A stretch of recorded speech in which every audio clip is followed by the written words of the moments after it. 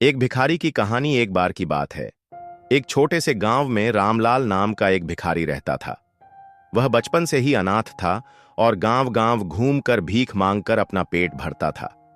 लोग उसे दया भाव से रोटी या पैसे दे देते, लेकिन कोई उसे अपनाने को तैयार नहीं था। रामलाल के कपड़े फटे हुए थे, उसके बाल बिखरे हुए थे और वह हमेशा थका हारा सा दिखता था। लेकिन एक बात उसे खास बनाती थी, उसकी ईमानदारी। वह कभी चोरी नहीं करता था और अगर उसे जरूरत से ज्यादा कुछ मिलता तो वह किसी और जरूरतमंद को दे देता। एक दिन जब वह गांव के चौक में भीख मांग रहा था तो उसे रास्ते में एक चमकता हुआ पर्स मिला। जब उसने पर्स खोला तो उसमें बहुत सारे सोने के सिक्के और एक पहचान पत्र था। यह पर्स गांव के एक अमीर व्यापारी सेठ धनराज का था। रामलाल के मन में विचार आया कि अगर वह यह धन रख ले तो उसे कभी भीख नहीं मांगनी पड़ेगी, लेकिन उसकी आत्मा ने उसे ऐसा करने से रोका।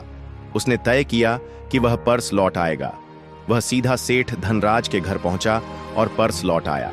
सेठ जी बहुत खुश हुए और रामलाल की ईमानदारी देखकर प्रभावित हुए। उन्होंने रामलाल को इनाम के रूप में बहुत सारा धन देना चाहा, लेकिन रामलाल ने विनम्रता से मना कर दिया।